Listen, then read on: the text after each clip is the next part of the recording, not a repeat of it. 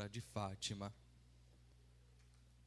A festa da nossa padroeira, Nossa Senhora, com o título de Fátima, está inserida no contexto da Páscoa do Senhor. Por isso que a liturgia é toda pascal. E assim, os textos vão fazendo conosco uma catequese pós-Páscoa. Como que a comunidade do ressuscitado vai se formando, vai sendo formada também por seu espírito e vai ganhando assim um aspecto de universalidade, saindo do cenáculo de Jerusalém e indo para as demais realidades do mundo, assim como seu fundamento e fundador, nosso Senhor, falou: ide por todo mundo e a todos pregai o Evangelho. Durante esses dias vamos acompanhando estes passos dos primeiros irmãos nossos, irmãos e irmãs, e também a compreensão da grandiosidade do anúncio do Evangelho. Hoje nós vemos o testemunho de Pedro, que foi visto por alguns judeus convertidos ao cristianismo, junto com pagãos. Eles acharam bastante estranho, porque a concepção era que a salvação estava reservada para o povo judeu e não deveria se abrir para além do povo e da religião judaica. Eram estes que precisavam ser alcançados pela mensagem do Evangelho. De fato, assim Deus pensou inicialmente que esta mensagem sairia do povo de Israel, sairia do povo judeu, mas a salvação do qual Deus planejou para o mundo era universal, não era restrita. São Paulo, nesta experiência, mesmo vai dizer que Deus não faz acepção de pessoas. Para Deus não existe o judeu e o grego, o homem ou a mulher, o escravo ou o livre. Para Deus só existe o homem que Jesus alcançou pela sua gloriosa ressurreição. O homem novo, a mulher nova. Só existe esta realidade para Deus. E aqui, ainda para educar a comunidade que está conseguindo decodificar a vontade do Senhor, nós encontramos uma passagem de uma experiência mística do apóstolo Pedro. Estava este ali, quando foi arrebatado pelo Senhor, e o Senhor lhe deu uma visão. Uma toalha segurada pelas 4 pontas, assim como os pontos cardeais, norte, sul, leste, oeste, mostrando totalidade, está repleta de animais, inclusive animais impuros. E o Senhor, com voz de autoridade, diz a Pedro: mata e come. Pedro estranhou, mesmo em visão, mesmo em realidade mística, em êxtase, diz: não, Senhor, na minha boca nunca se encontrou nenhuma comida impura. E o Senhor ainda mais: mata e come. Não diga que é impuro aquilo que eu purifiquei. Aqui para nós, meus irmãos e minhas irmãs, vem uma quebra de paradigma do qual nós cristãos enfrentamos até os dias de hoje. Nós gostamos de demonizar e afastar de nós tudo aquilo que ultrapassa a nossa concepção, tudo aquilo que ultrapassa os nossos próprios limites, porque tantas vezes nós queremos nos colocar no mundo como torniquetes da salvação, como pedágios do Espírito Santo. E isso é quebrado entre nós cristãos desde o início da pregação do Evangelho. Jesus, durante esses dias, pedagogicamente, a liturgia coloca palavras nos lábios de Jesus, pedagogicamente, a liturgia nós escutamos Jesus dizendo: todo aquele que o Pai atrair a mim, eu não os afastarei. Todos aqueles que o Pai atrair a mim, eu não os afastarei. E tantas vezes nós temos tendências a afastar, a sectarizar, a dizer o que as pessoas podem e não podem. Porque existe um grande erro na nossa ação evangelizadora. Nós queremos doutrinar antes de apresentar a pessoa de Jesus. Antes da pessoa fazer uma experiência com o Senhor, a gente quer dar regras do que pode e o que não pode. E nenhuma neurose espiritual, a gente começa a rotular pessoas e rotular a própria mensagem evangélica, fazendo com que mais pessoas se afastem do redil do que entrar pela porta. Olha que coisa forte esta experiência que Pedro teve. Olha o discernimento do qual o Espírito levou Pedro a fazer com aqueles pagãos que desejaram receber a fé. Pedro presencia uma coisa fantástica e tem a coragem de dizer: o mesmo dom de Pentecostes que nós recebemos, eles também receberam. Aqui se concretiza aquelas palavras de Jesus, que o Espírito, como o vento, sopra onde quer, a hora que quer e como quer. E não somos nós que precisamos ficar dizendo e atribuindo ao Senhor isso ou aquilo. Para nós, o Espírito Santo é figurado como uma pomba, mas não deve ficar preso nas nossas gaiolas de soberba espiritual e arrogância, do qual pretende mais colocar quadradinhos do que abrir ao horizonte a mensagem salvífica de Jesus. Por isso que o Papa Francisco, impulsionado pelo Espírito Santo, lança para a igreja esta dinâmica da sinodalidade, para escutar a todos, para atrair todos, para que Jesus não seja propriedade de alguns, mas a mensagem evangélica e o nome de Jesus sejam experiência vivida por toda a humanidade, aqueles que creem, aqueles que não creem, aqueles que são católicos e aqueles que não são, aqueles que são cristãos e aqueles também que não são. Mas esta mensagem precisa ser propagada.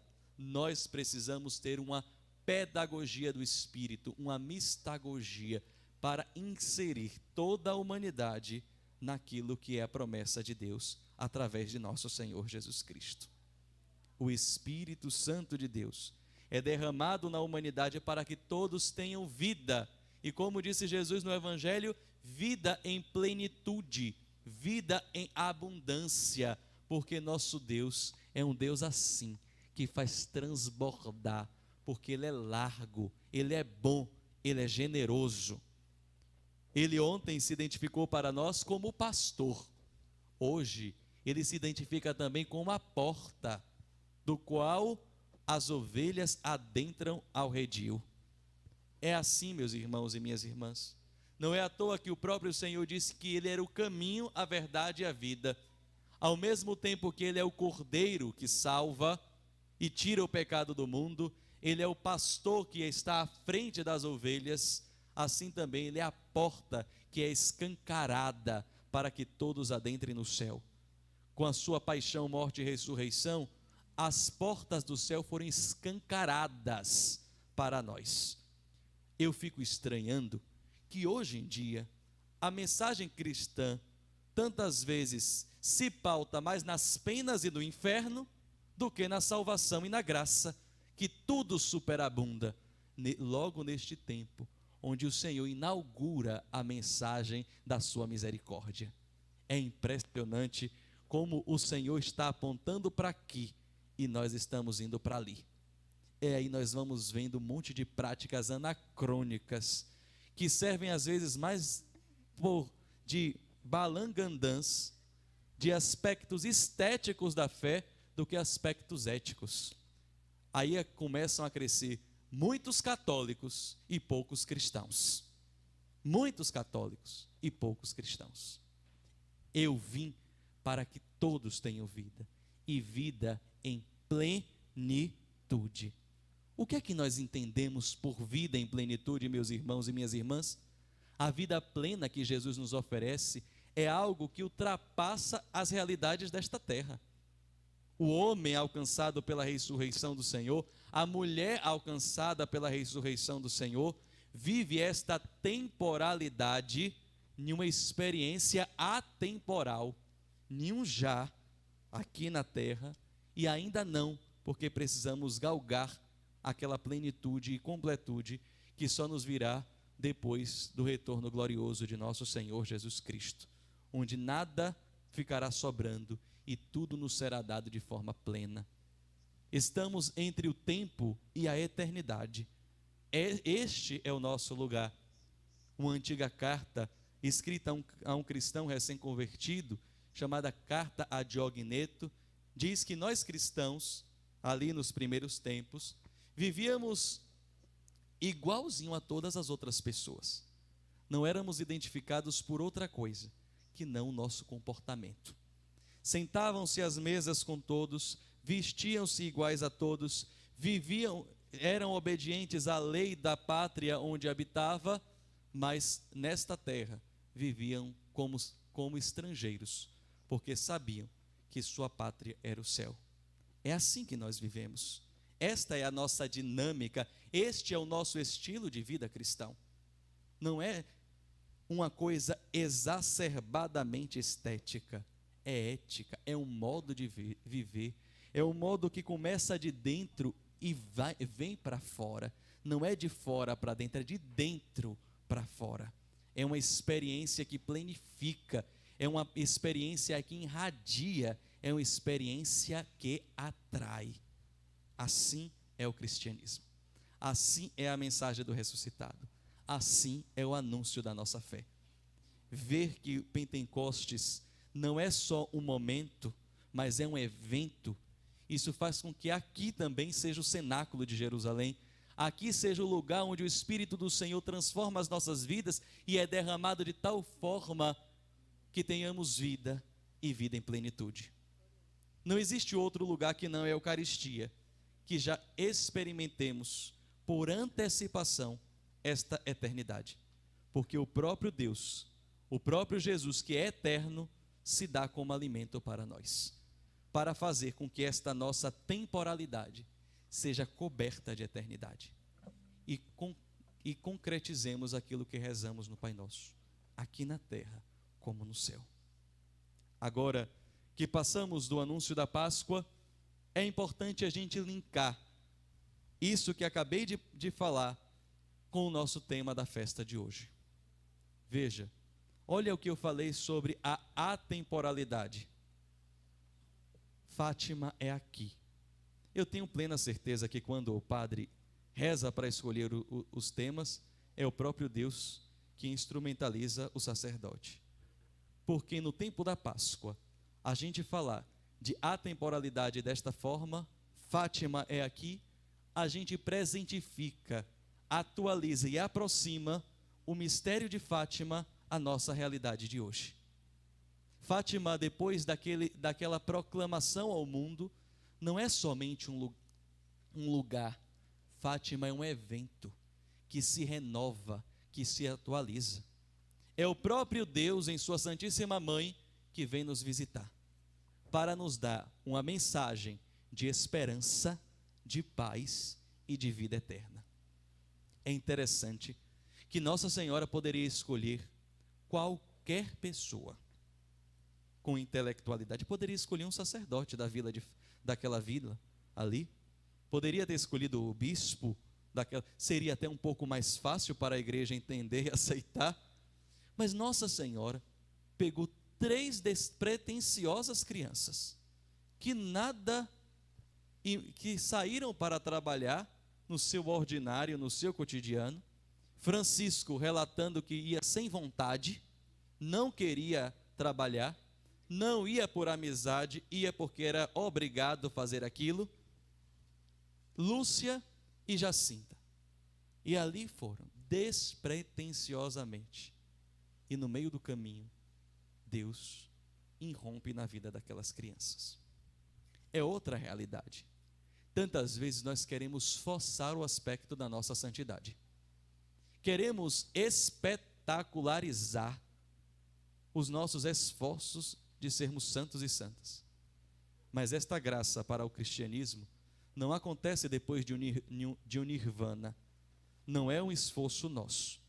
É Deus que irrompe na nossa vida e é santidade em nós.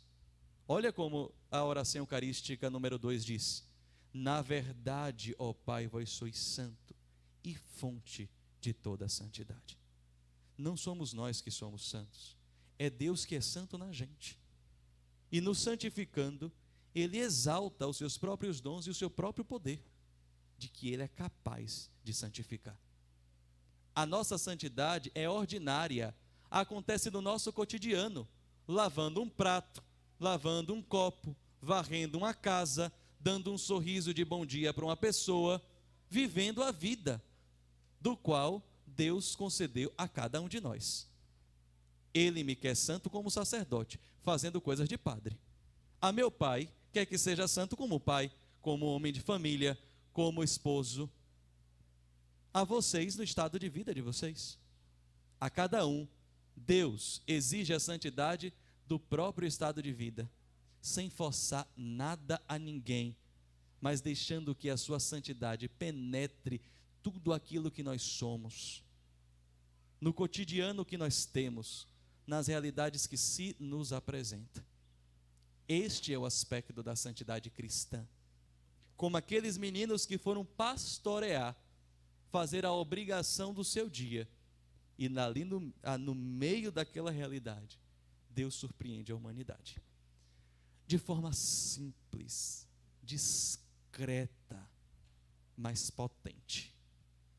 Nosso Deus não é espetaculoso, senão Ele não iria criar a igreja, iria criar o Circo de Soleil. A gente gosta mais do Circo de Soleil do que da igreja de Jesus. A gente gosta de espetáculo. A gente gosta dos favores de Deus e não da mensagem de Jesus. Como Jesus nos criticou no evangelho desta semana, através daquele povo da multiplicação dos pães. Não estão atrás de mim porque ouviram a minha mensagem e querem seguir isso aqui. Vocês estão atrás de mim porque encheram a barriga, se fartaram e querem de novo. Às vezes nós queremos seguir a Deus pelos milagres que queremos receber, pelas graças que queremos alcançar, e ainda acha que nosso Senhor é da timbalada e quer fazer um toma lá da cá, me dá meu troco, como se Deus precisasse de alguma coisa nossa. Somos nós que precisamos lá dele. Aí, Senhor, se eu conseguir isso, eu te dou aquilo, como se uma dúzia de vela acesa fosse o suficiente para agradar o coração de Deus. O que agrada o coração de Deus é a chama incandescente da fé no seu coração, que faz com que este mundo seja transformado na potência de 3 crianças ingênuas e despretensiosas que incendiaram a humanidade com uma mensagem eterna e palpável, a mensagem de Fátima. Aqui, como a noite é para falar um pouco de São Francisco, Marto, não Francisco da minha paróquia,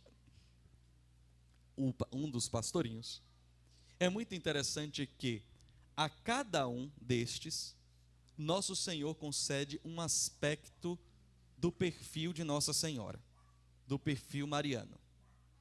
Veja, que o verdadeiro devoto de Maria é um nato imitador das virtudes da mãe. Um verdadeiro devoto, uma verdadeira devota, imita as suas virtudes e não para no devocionalismo. Não é a quantidade de ave-marias que nós rezamos, mas é a quantidade de ave-maria que vivemos. Não é isso que nos salva. O que nos salva é a vida em Cristo, que Maria para nós é seta que nos aponta.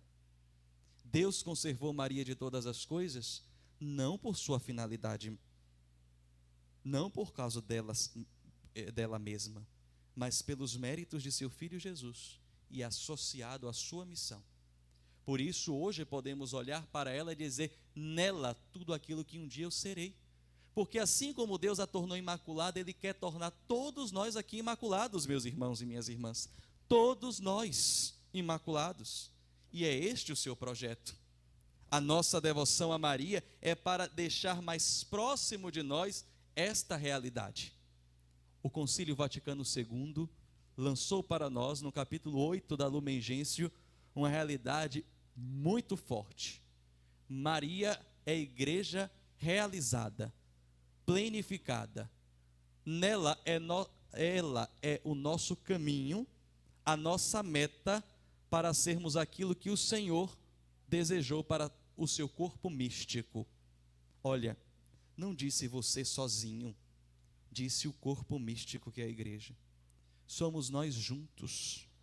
E precisamos olhar para as virtudes da mãe e buscar imitar com muita franqueza, muita determinação e muito desejo.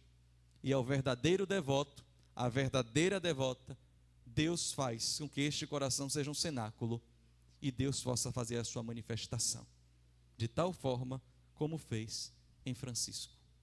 O aspecto da identidade mariana de Francisco é o olho centralizado na glória de Deus Pai. Diante das aparições, o próprio Francisco verbalizou que o que mais chamava a atenção dele de todas as visões não era o resplendor da mãe, era o resplendor e a face do eterno Pai.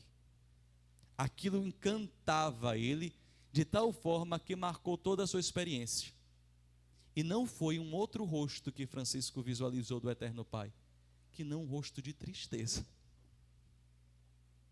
que fez com que o seu coração compreendesse que a marca do qual Deus queria para plasmar a sua vida, a sua alma, era da penitência.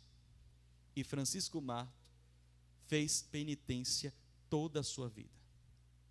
Era um menino muito diferente. Os relatos dele na escola eram impressionantes. Como toda criança, sendo diferente das outras, era vítima de bullying também. Os colegas ficavam perturbando Francisco, depois das aparições do anjo de Fátima. E ele permanecia incólume, porque tinha um esforço, dizia ao padre, para não deixar o rosto de Deus mais triste do que como ele viu. E sua vida toda era para fazer esboçar no rosto de Deus um largo sorriso. Sua experiência profunda de consolação a Deus era através da Eucaristia. E isso aqui é um sinal fortíssimo para nós. Ao dizer, hoje eu estou feliz, no meu coração existe Jesus, como é o subtema de hoje, nos faz ter a certeza de buscar uma vida de beatitude, de santidade, para alegrar o rosto de Deus, que tantas vezes se entristece com a nossa falta de santidade, com a nossa falta de seriedade, nos propósitos dos quais Ele colocou diante da gente. Vejamos, meus irmãos e minhas irmãs, se Deus está feliz com esta guerra, se Deus está feliz com as atrocidades que têm acontecido no nosso país, na nossa cidade, se Deus está feliz com um monte de gente abrindo a boca para dizer que bandido bom é bandido morto, eu vim para que tenham vida e vida em abundância. Veja que contrassenso levantar movimentos pró-vida e dizer que é a favor da pena de morte e de que as pessoas que cometem crime, elas merecem morrer e não serem ressocializadas até o dia que acontece dentro da nossa casa. E aí a vaca vai para o brejo e a gente vê como é que a porca torce o rabo. E a gente morde a nossa língua. Porque enquanto acontece na casa do vizinho, a culpa é do outro. Mas quando acontece na nossa casa, a gente busca soluções. Eu quero vida, eu venho da vida, vida em plenitude, vida em abundância. E se a gente estiver macumunado com qualquer estrutura de ódio, qualquer estrutura de morte, eu não sei o que é que a gente está querendo saber da vida. a face tristonha de Deus que o pequeno Francisco viu continuará esboçada se a gente não buscar se esforçar como ele de fazer com que um sorriso brote do rosto do eterno Pai. Este é o nosso maior esforço, fazer que no rosto do eterno Pai esboce um sorriso. E o que é que alegra a Deus? O que é que alegra a Deus? O nosso empenho. Deus sabe que nós somos fracos e que tantas vezes nós vamos cair, mas o que mais Deus se importa é com o desejo do seu coração de ser melhor a cada dia, de fazer melhor e dar o seu melhor a cada momento. Porque se o nosso momento final for da tentativa, glória a Deus por isso. Mas se o momento nosso final for já de colocar as malas no chão e dizer, eu estou cansado, eu não quero mais, e dar as costas para o projeto de Deus, como aquela multidão que foi saciada na multiplicação dos pães e disse, isto é muito pesado, este discurso é muito duro, e nós não tomarmos a atitude de Pedro, aonde iremos, Senhor, só tu tens palavra de vida, quero permanecer, mesmo sendo difícil, mesmo sendo duro, eu quero continuar. Aí sim, meus irmãos e minhas irmãs, esboçaremos a cada dia um sorriso novo nos lábios de nosso Deus. Como Maria, que é causa da nossa alegria, imagine da alegria de Deus. Ela, a Virgem Senhora, aqui venerada como Senhora de Fátima, ela quer fazer filhos diletos e filhas diletas, discípulos e discípulas do seu Filho Jesus, missionários e missionárias para que esta mensagem corra léguas, não só de Portugal para o Brasil, não só da Íria para a Bahia, como tem nas camisas aí atrás, mas para o universo inteiro, inclusive na sua casa, inclusive nos lugares onde você pisa, tem que ser Fátima. Onde estão os seus pés fincados, ali tem que ser Fátima. Ali tem que ter uma mensagem de fé, uma mensagem de paz, uma mensagem de esperança, um anúncio de conversão. Não por suas palavras, mas por sua vida. Maria era muito discreta, passou a vida toda numa discrição tremenda, mas até hoje nos fala de Deus. Não são discursos, nem frases ou palavras. Não são vozes que se possam ser ouvidas. Seu som ressoa e se espalha em toda a terra e chega aos confins do universo, a sua voz. Concluo com esta experiência da qual fiz em Fátima. Eu fui a Fátima 2 vezes. E uma destas vezes foi para fazer um retiro de 3 dias. E em Fátima, Deus, através de Nossa Senhora, sempre teve muito a delicadeza de me falar ao coração. Eu fui a Fátima pela primeira vez, ainda seminarista. E eu tinha uma confusão no meu coração, muito adiantado, muito apressado, de que eu queria rezar para saber qual era o meu lema sacerdotal. Desde que entrei no seminário, eu já queria um lema sacerdotal. E era um incômodo aquilo no meu coração, porque eu sou focolarino, e quando eu cheguei no túmulo da nossa fundadora, Chiara Lubick, tinha o lema de vida dela, era o mesmo que eu tinha escolhido. E eu fiquei inculcado, achando que eu estava escolhendo não por uma experiência de Deus. Aquele capítulo 17, versículo 21 do Evangelho de João. Não porque eu fiz uma experiência de Deus com aquilo, mas porque Chiara trazia aquele lema junto consigo, para que todos sejam um. Porque esta era a espiritualidade, o carisma do movimento, e não falava nada sobre mim, e era isso na minha cabeça o tempo todo. Quando eu cheguei e vi aquilo no túmulo de Chiara, aquilo me deixou uma crise maior ainda. Logo depois eu fui a Fátima, Cheguei, a missa já tinha começado na capelinha da aparição. Sentei, um frio terrível. Não tinha nem a roupa toda completa, eu não sabia que estava fazendo tanto frio ali, porque em Lisboa estava uma temperatura, lá estava um gelo que parecia o Polo Norte, e eu tremendo ali, não sei nem se eu participava da missa, ou eu tremia de frio. Quando teve a ação de graças, e um toque tão bonito naquele órgão, que me chamou a atenção, parecia um toque do céu. Uma senhora que estava cantando a missa começou a cantar: como eu estou em ti, tu estás em mim, que eles estejam em nós, para que sejam um como nós, e o mundo acredite que tu me enviaste. Exatamente o canto que estava quase ipsilítere, o versículo 21 do capítulo 17 de São João. E eu, naquela hora, tive certeza: este será o meu lema sacerdotal. E me foi dado por Nossa Senhora em Fátima. Quando Dom Murilo nos chamou para marcar a data da nossa ordenação, ele perguntou se nós tínhamos alguma data para oferecer, e a gente disse que não. Eu só fiz a seguinte observação: eu só quero que seja um dia santo, e se possível, de Nossa Senhora.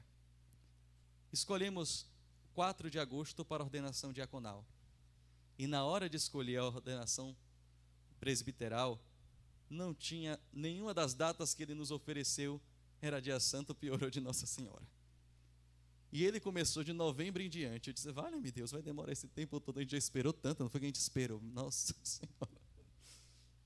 E aí a gente foi jogando algumas datas, ele dizia: tem um compromisso, tem um compromisso. Aí foi uma hora que ele colocou a agenda dele muito perto de mim, eu olhei assim e disse assim: e dia 13 de outubro? Aí ele chegou e disse assim: mas 13 de outubro não é dia santo. Aí eu disse assim: é sim, é o dia da última aparição de Nossa Senhora em Fátima, e não tem nada na agenda do senhor.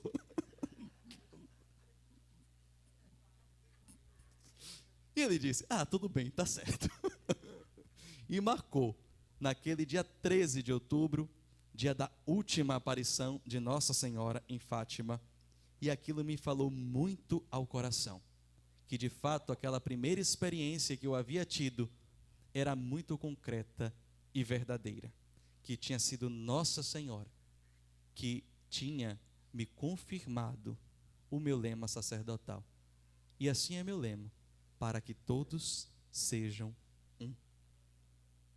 Depois de padre, 8 dias depois de ordenado, eu fui à Itália para visitar uma religiosa que era como uma mãe espiritual para mim, mas que faleceu antes de eu chegar. E ali eu passei uns dias, depois fui para a casa da minha tia em Portugal e tinha decidido fazer um retiro de 3 dias em Fátima. Ali fui, em Fátima, fiz todo um retiro. E muito interessante que o lugar onde eu fiquei hospedado, do lado, no corredor direito, tinha um quarto que estava escrito assim: aqui dormiu o Papa Bento XVI. No outro lado tinha: aqui dormiu o Papa Paulo VI, o Papa João Paulo II. E o outro quarto era o meu. Vou botar: aqui dormiu o Padre Jonathan. Era o meu. Eu pensei que a chave estava errada, porque só tem quarto de Papa aqui em cima. Mas eu me senti tão agraciado que todas as vezes eu passava pelas portas e ficava assim, olhando assim de forma tão admirada. Eu disse: meu Deus, esses homens todos dormiram aqui, neste andar, né? Neste andar, nesta casa. E não estava programado para eu ir para lá, não. Foi uma senhora que me encontrou na diária, eu com 2 malas na mão puxando, e quando ela viu que eu estava de clésima, perguntou: o senhor é sacerdote? Aí eu disse: sou. Um filho predileto de Nossa Senhora, venha que eu vou te ajudar. ela pegou a mala mais pesada e eu fiquei tão constrangido. E ela não andava normal como eu, ela andava assim, se balançando toda. E andava mais rápido do que eu, e eu atrás tão constrangido. E dizia assim: a senhora quer que eu... Não, porque não, o senhor é um filho predileto de Nossa Senhora. O senhor é um filho predileto de Nossa Senhora. E ia contando tantas coisas assim que Nossa Senhora era na vida dela, que eu disse: meu Deus do céu, será que essa senhora manca é Nossa Senhora? Que veio aqui me buscar. E ela me deixou lá, neste hotel, e com a primeira pessoa que eu encontrei foi o Padre Emanuel. Sabem quem é o Padre Emanuel? O padre dos Arautos do Evangelho, que passou muitos anos aqui. Foi a primeira pessoa que eu encontrei. Ele que chegou e organizou toda a questão da minha hospedagem.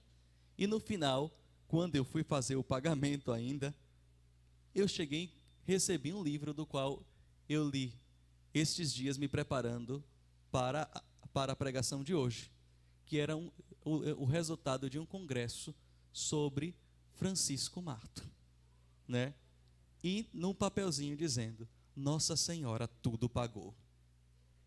E eu vim embora para o Brasil.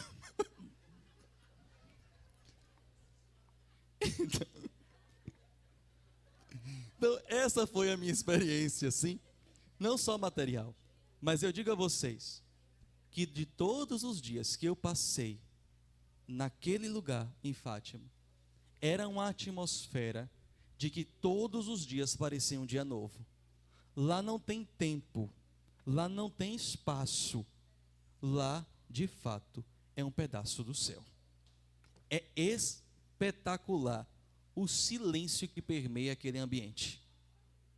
Você não consegue não ficar em um estado permanente de oração.